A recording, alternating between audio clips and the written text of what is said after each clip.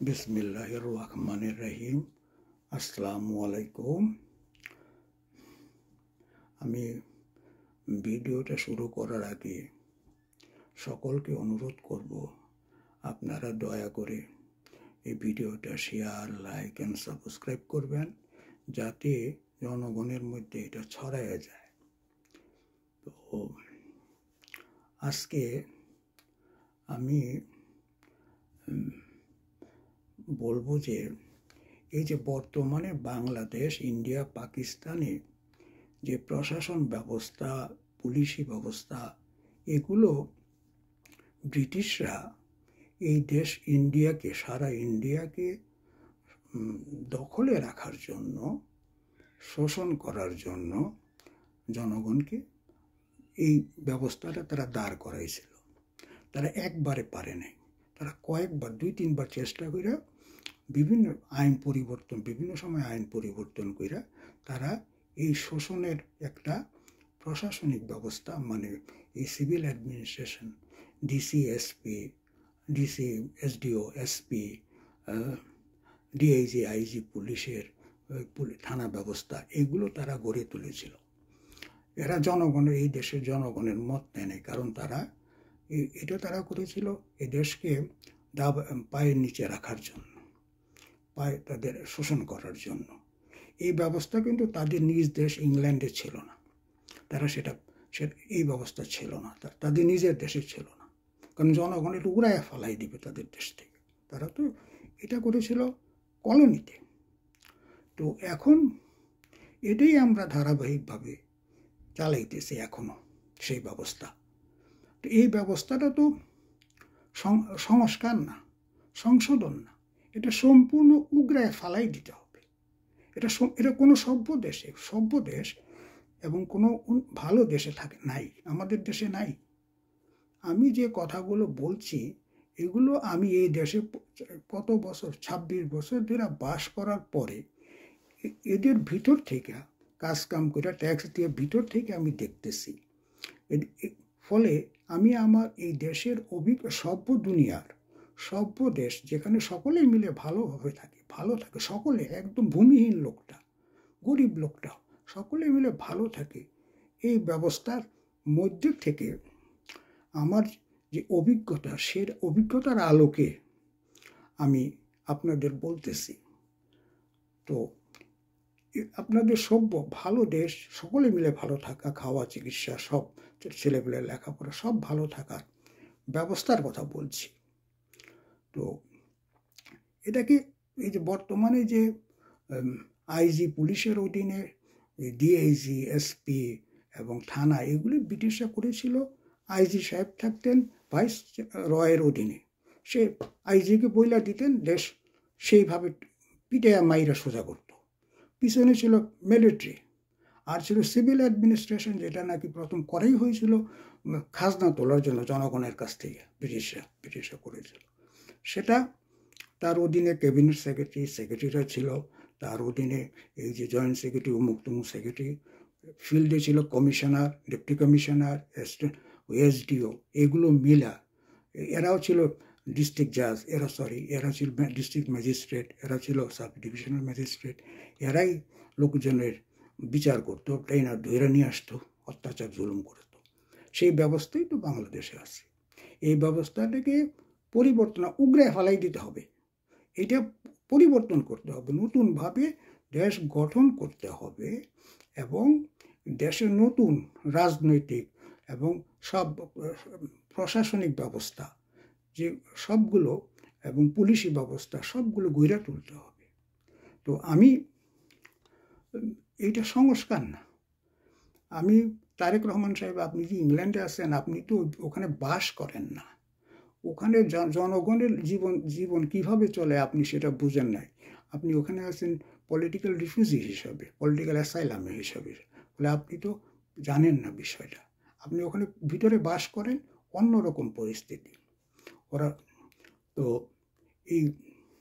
এখন যে ইউনূস সাহেব সংস্কারের কথা বলতেছেন, যাদের কমিটিতে কমিটির চেয়ারম্যান করেছেন, আছেন, এদের মধ্যে প্রায় সবাই, একজন বোধহয় ওই যে ওই সংবিধান সংস্কার কমিটির প্রেসিডেন্ট যিনি আছেন ওই যে প্রফেসর সাহেব, উনি ছাড়া বাকি সব কিন্তু উন্নত দেশে নাগরিক হিসাবে বাস করেন নাই, ভিতর থেকে দেখেন নাই।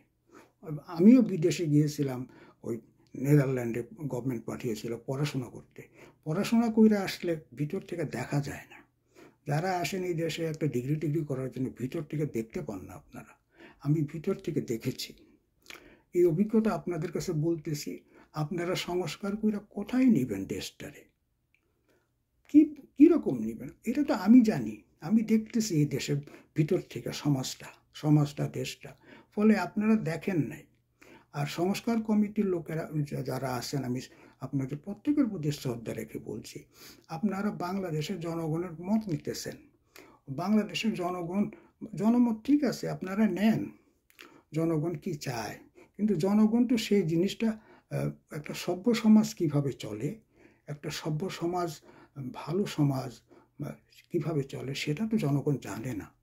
তো সেই অভিজ্ঞতাটা আপনারা নেন, সেটা জাতিসংঘের এক্সপার্ট, জায়গা থেকে এক্সপার্ট আনেন, ওদের সাথে কথা বলেন, ওদের পরামর্শ নেন, ওরাও দেখুক আমাদের কি অবস্থা, আমরা কিভাবে একটা ভালো সমাজে যাইতে পারবো, তাদের কাছ থেকে পরামর্শ নেন।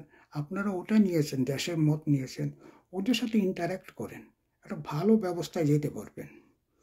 সেটা হলো একটা ভালো ব্যবস্থায় যাওয়ার এখন সেটা দরকার। যেমন একটা যমুনা ব্রিজ, পদ্মা ব্রিজ, এই যে রূপপুর পাওয়ার প্ল্যান্ট, এইগুলো বানাইতে তো আপনারা পারেন না, বড় একটা ব্রিজ বানাইতে পারেন না, বিদেশিদের ডাইকে আনতে হয়। জাহাজ প্লেন বানাইতে পারেন না, গাড়িটা পর্যন্ত বানাইতে পারেন না, গাড়ি দূরের কথা, চাক্কা বানাইতে পারেন না। তো আপনাদের এইগুলো করতে হলে তো বিদেশিদের কাছ থেকে যেতে হয়। তো এই জিনিসটা বাংলাদেশে একটা আধুনিক সভ্য ভালো দেশ, যেখানে সকল ভালো থাকবে, সকলে চিকিৎসা পাবে, সকলের ছেলেপেলে লেখাপড়া করবে, সেই ধরনের ব্যবস্থা করতে হলে ওদের অভিজ্ঞতা লাগবে, লাগবে, ওদেরকে ডাকেন। আজ আমি দেখেছি ইউনূস সাহেব বলেছিলেন জাতিসংঘের সেক্রেটারি জেনারেল সাহেবের কাছে জাতিসংঘের এক্সপার্টের বিষয়ে চাইছিলেন। সেক্রেটারি জেনারেল বলে দিয়েছেন যে এটা বাংলাদেশের রেসিডেন্ট রিপ্রেজেন্টেটিভ, ওনাদের কাছে বলতে, ঢাকায় আছে যে সে ব্যবস্থা করে দিবে। জায়গাকে বললে জায়গা ব্যবস্থা করে দেবে, জাপানের তারা আইনা দেবেন, তাদের অভিজ্ঞতা শুনেন, তারা আমাদের দেশে স্টাডি করবে, ডাটা নেবে, দেখবে, তারপরে তারা বলবে যে এই দেশে আপাতত বর্তমানে এটা লাগবে। যেটা সিঙ্গাপুরের লি কুয়ান ইউরা জাতিসংঘের কাছে চেয়েছিল তখনকার ব্যবস্থায়, তারা ওই যে ডাচ ইকোনমিস্ট ডক্টর উইস মিয়াসের নেতৃত্বে পাঠিয়েছিল টিম, তারা স্টাডি করে সিঙ্গাপুরে ধীরে ধীরে উন্নত অবস্থায় নিয়ে গিয়েছিল। তো আপনারা সেটা চান। আমি ডক্টর ইউনূস সাহেবকে বলবো, স্যার আপনি ঢাকা রেসিডেন্ট রিপ্রেজেন্টেটিভকে বলেন যে আমরা এইসব বিভিন্ন ফিল্ডের এক্সপার্ট আইনা দেন, আমরা ইন্টারেক্ট, আমরা ওদের সাথে কথা, ওদের রিকমেন্ডেশন শুনবো, আমরা অভিজ্ঞতা নেব। আমি ছাত্রদের বলছি, তোমরা নিজেরা উদ্যোগী হও। আর ছাত্ররা, তোমরা, আমি দেখতেছি দেশকে নতুন করে গড়ার কথা বলছো, আমিও তো সেটা চাই, কিন্তু নতুন ভাঙ্গা সহজ, গড়া কিন্তু সহজ না, অসম্ভব। গড়া সহজ না, ভাঙ্গা সহজ। এই প্রশাসন ব্যবস্থা, এই পুলিশ, এগুলি সব ভাঙতে পারবা, কিন্তু গড়াটা কঠিন। ভালোভাবে গড়ার জন্য এই জাতিসংঘের এক্সপার্ট, এই জায়গার এক্সপার্ট দরকার গড়ার জন্য। ভেঙে ফেলানোর জন্য কিন্তু সহজ, এই প্রশাসন এগুলি ভেঙে দিলে তো লাভ, চলতে হবে কিছু একটা দিয়ে। তার জন্য ওই জাতিসংঘের এক্সপার্ট আনো। যারা তোমাদের ফেলিওর চায় তারা জাতিসংঘের এক্সপার্ট চায় না। তোমরা যাও, তোমরা উদ্যোগী, তোমরা ভাঙতে পারবে, তোমাদের আগে পিছিয়ে কোনো চিন্তা নাই। যারা ফ্যামিলি আছে তারা পারবে না।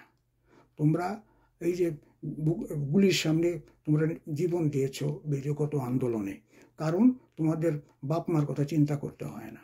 কিন্তু যাদের ফ্যামিলি আছে, বিয়ে করেছে, তাদের বাচ্চা কাচ্চা ভবিষ্যৎ চিন্তা করে, তারা এগুলোতে পারে না। তোমরা যাও, জাতিসংঘের রেসিডেন্ট রিপ্রেজেন্টেটিভকে বলো যে ডক্টর ইউনূস সাহেবের চিঠি নিয়ে যাও। ওরা দুনিয়ার থেকে, বিভিন্ন দেশ থেকে আমাদের দেশের যে পরিস্থিতি, এরকম অভিজ্ঞতা সম্পন্ন লোক নিয়ে আসবে, ওদের সাথে ইন্টারেক্ট করো, গড়তে পারবে। সুন্দর একটা দেশ গড়তে পারবে। ওদের অভিজ্ঞতা, ওদের কথা শোনো। তো আর